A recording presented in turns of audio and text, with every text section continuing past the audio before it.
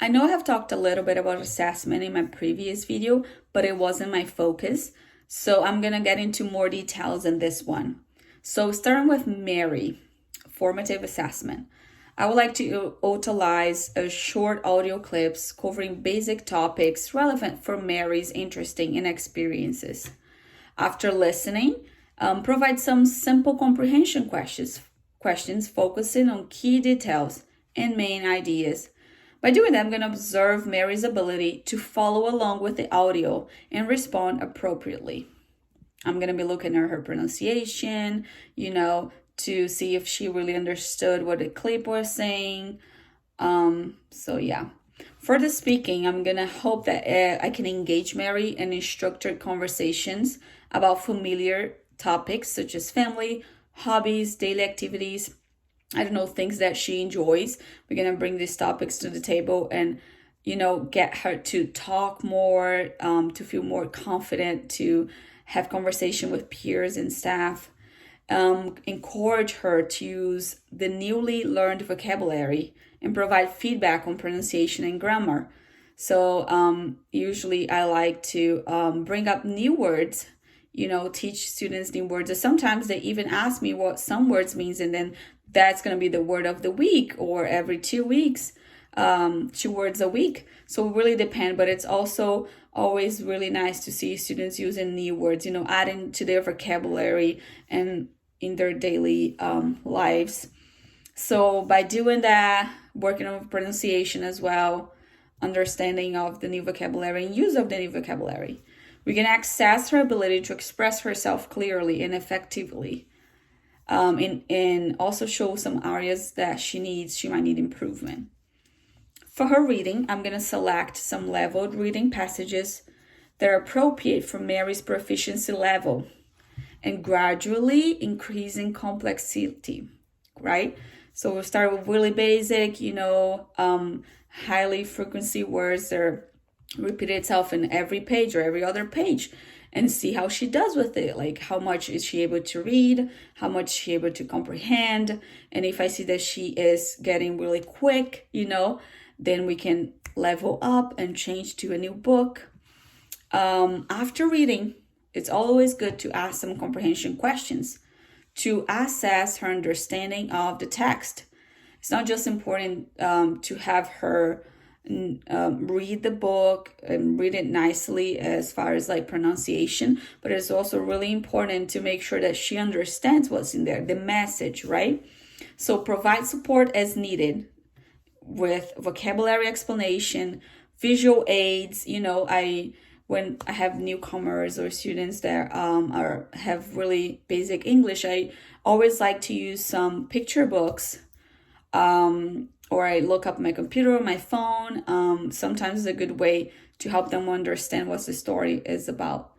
For her writing, I would like to assign short writing tasks, such as journal entries or responses to prompts, focusing on specific language skills.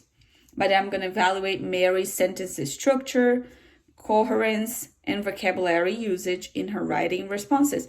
So very basic, right? How is a sentence supposed to be in a line? Capital letters, space between words, punctuation in the end. Is it coherent? Does it make sense? Did she use the vocabulary where she should, and all that. It's also important to offer some feedback on areas for her to improve and provide some additional support as needed. Hey, here we could do this, give her some ideas of how she could do it. And also always praise the student for their efforts, because sometimes it's hard and they're doing their best. So it's good that we acknowledge that. For John, for his listening, I'd like to provide some oral instructions for tasks or activities relevant to John's interests and abilities. Access his comprehension by asking him to repeat or follow through with the instructions. Offer him some additional support or clarification as needed to ensure understanding. So here we like to just really communicate with John and kind of test his abilities, like his listening. Like, does he understand what I'm saying? Is he able to follow these instructions, And if needed, not just to repeat these instructions, but also use some other support materials. For speaking, I would like to engage John in conversations about also some topics that he's familiar with, right?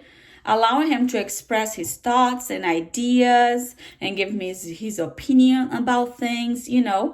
Let's talk about the weather, or what's your favorite, season, or things like that. It also always makes the kids feel good about themselves when we ask them things that they are familiar with, or the things that they enjoy. So also focus on fluency, accuracy, and pronunciation during the conversation. While we were talking, I'm there, observing, picking up things, listening, really paying attention to how he pronounces the words and how his sentences are structured. Provide feedback and encourage to help him improve his speaking skills over time. For his reading, I'm going to offer some leveled books tailored to John's reading level, just like I was doing with Mary. And then also, as I see him moving forward, I'll change the levels of the book. I'm going to assess his decoding skills by observing his ability to read aloud fluently and accurately. So we know he's really good at his decoding skills. He got his letters and sounds really good. He can tap it out. He'll read these. He's also good with his tricky words. So, he has lots of good things to be a excellent reader.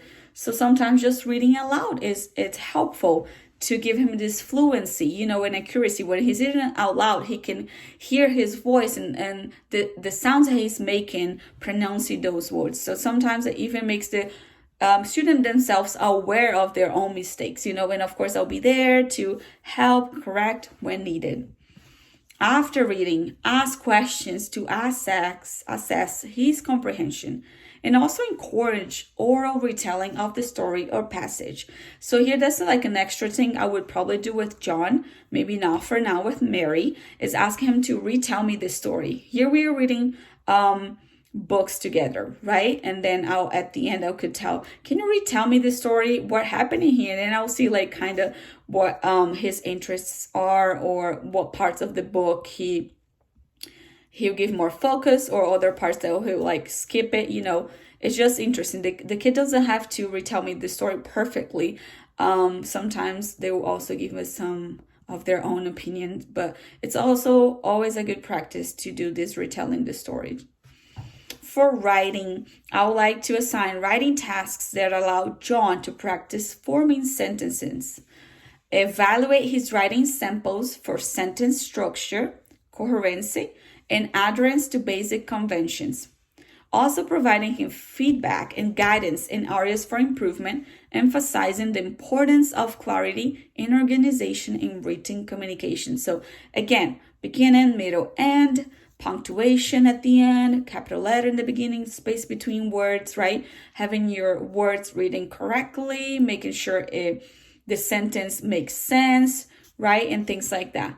So that is it.